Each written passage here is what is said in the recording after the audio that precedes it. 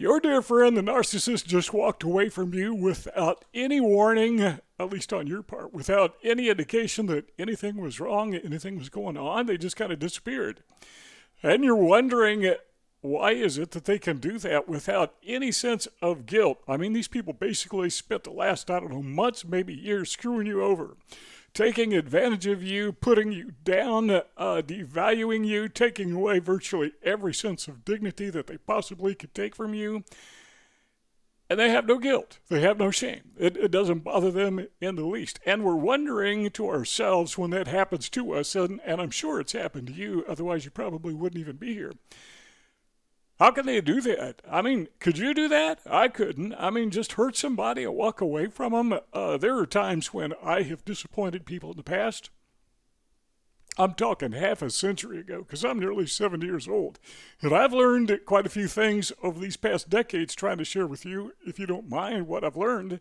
And there are people in my past that, I really feel bad because I didn't treat them better than I did way back then. But the narcissist, no, that doesn't bother him in the slightest. And I'm wondering, how is it conceivably possible? I mean, how could that be? And the answer, well, there are many answers, but the first answer is they see you, they view you as kind of an inanimate object. They just don't see you as a person. They don't have any empathy. They don't have any effective empathy. They have no affection for you whatsoever.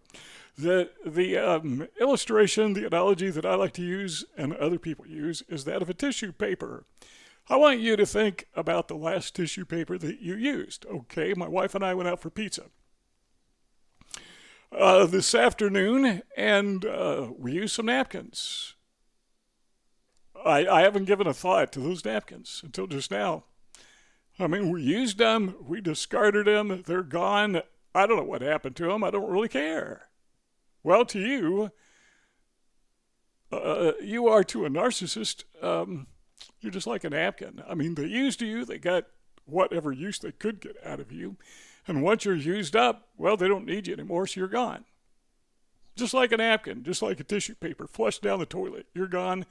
They don't care what happened to you as far as they're concerned. You are rubbish to be thrown away and never to be bothered again, or never to be bothered with again. So you have to get inside the brain, the thinking processes of a narcissist to understand that he thinks of you no more than I thought of the napkin. Now, what happens if I need another napkin? Well, I go get another one, right? So I use up one, get another one. I've been doing this my whole life. I'm nearly 70 years old. I don't know how many thousands and thousands of napkins, tissue papers that I have used during my lifetime. Same thing's true with a narcissist. They use people like tissue paper, and they go from one to the next. And if one is used up, they discard it, they're done with it, they throw it away, and they go on to the next one. That is how the narcissist treats you and thinks of you.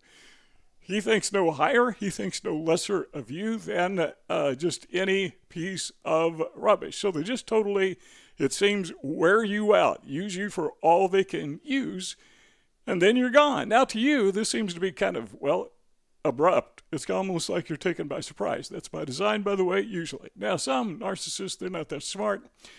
Very few narcissists are extremely smart. Most of them are average or below average intelligence from what I have experienced. Now, there are exceptions. Bernie Madoff, that was in my opinion, a brilliant narcissist. But, he's an anomaly.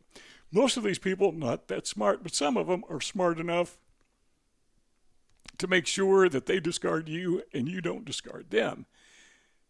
And so they're working behind the scenes preparing for the big discard, the big letdown. And when that comes, they're out of the picture, period, if they can be. Well, out of the visible picture because still they're behind the scenes working against you through the smear campaign, trying to destroy your reputation, which they are typically very good at doing. I'm always shocked and surprised how many people actually believe this nonsense that the narcissist spreads about their victims. We're gullible people, and I know that because, I've listened to narcissists, and I believed them because they were my good friends. I thought they were trustworthy people. I thought, well, I was duped. But when they did come to me and say, this guy is, this is a bad egg, this guy is a bad apple, or some other edible thing. But they're bad. They're spoiled. There's something rotten about them. And I just, this is a trustworthy person. I thought so. I just believed him. So you wonder, why is it that people believe a narcissist when he smears you? And the answer is the same reason you believe narcissists when they smear other people. And I think all of us fall for that. That's why narcissists do what they do, is because they are leveraging that element of human nature that makes us trusting, that makes us believers. You know, we walk by faith, not by sight. So we can see what the narcissist is doing, but we prefer to believe what he says. We walk by faith, not by sight. We believe what he says. Faith comes by hearing. So we believe what we hear, not what we see, because we don't walk by sight. So it ends, it seems to us, kind of abrupt. But the narcissist has been working on this for quite a while. He has been arranging and working on his excuses, his narrative, his story, what he's going to tell his flying monkeys, and what they are going to tell others. And before you know it, your entire social circle has been saturated with the lies and the myths that the narcissist has invented to destroy you. No guilt, no shame. Well, what do these people feel? I'll tell you what they feel. They feel elated. They feel like they're very intelligent. They feel smart. They feel like, man, I'm savvy. I pulled this off on this guy and he didn't even know it. Boom, surprise, I walked away from him. I don't think that's smart. I think it's deceptive. You know, since when is being deceptive smart? I mean, anyone can be deceptive. And a lot of people are. It's just that we have this ethic boundary that kind of reins us in. Well, that's not there. What some people call a filter, the narcissist does not have filter. Now, they don't have filters. Now, there's a difference between just a typical person who doesn't have a filter and someone who is a full-blown narcissist. There are people without filters who are not narcissists, but there is no narcissist who has a filter, I should say. They just don't have one. There's nothing there that constrains them whatsoever. But you and I, most of us, we have a sense of ethics. We have a sense of right and wrong. We have a sense of, really, not just respect for other people, but respect for ourselves, that we're not going to lower ourselves to do what a narcissist does. But in the narcissist's mind, that's being brilliant. That's being savvy. Not understanding, I mean, these people are so dumb. Not understanding that what they're doing is not that hard. I mean, anybody could do it. So they just think they're brilliant, but they're not. They just dupe people. Anybody can dupe people, you know? And after they do it, then they're delighted. Psychologists call that Duper's delight. Sometimes they express it. Typically, the way that a psychopath or a narcissist will express Duper's delight is through a smirk. They will see you out and about, whatever, and they will give you the smirk like, I pulled one over on you. You are so dumb, and I am so smart. I mentioned this in other videos, but just to rehearse it once again here, I knew a guy I was convinced, and still am, that was a narcissist, and his way of expressing Duper's delight was to literally parade back and forth in front of people that he scammed, people that he's pulled the wool over their eyes, so to speak. He convinced them that he was trustworthy and a friend, someone they could depend on and rely on. And then he pulled the rug out from under their feet, so to speak, and he was just so full of himself that he thought, man, I'm really clever. And so he paced back and forth in front of his victims with that stupid smirk on his face.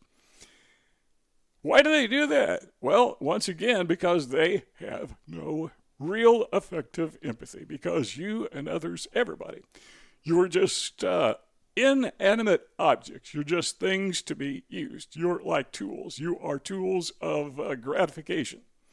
Well, we also need to mention that there is this symbiotic relationship between narcissists and the people they victimize. And the best way to understand this is to imagine a parasite and imagine a host. And the parasite attaches itself to the host. And a lot of times the host has no idea that this parasite is even there. Well, in the case of a narcissist, that's true in some regards. I mean, we know he or she is there. We just don't know they're parasites. We don't know they're narcissists. We don't know the damage that they are doing. And then the narcissist is doing a lot of damage behind the scenes, but very careful to keep it hidden. Because once you find out, you are going to discard him.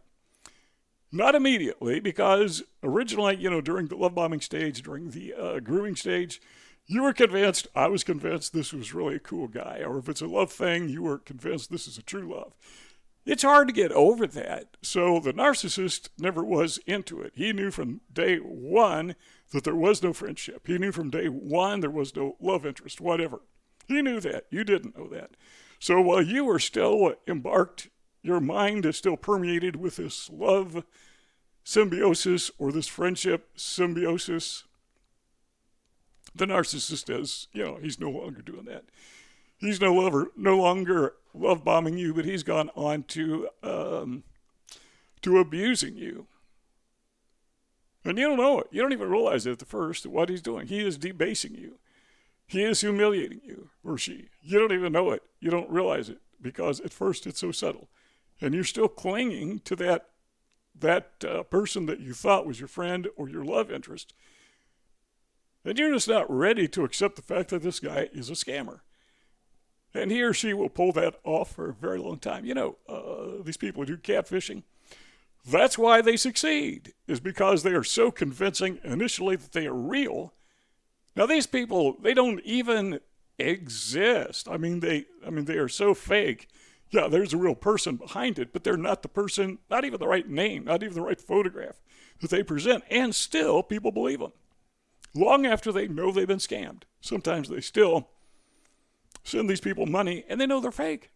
They've got that thing stuck in their heads. That is part of human neurology, psychology, that narcissists learn to take advantage of. And none of us are above it. They can take advantage of all of us. Sad to say, some of us, including me, a little more vulnerable, a little more gullible, okay, maybe a lot more vulnerable, a lot more gullible than the average person.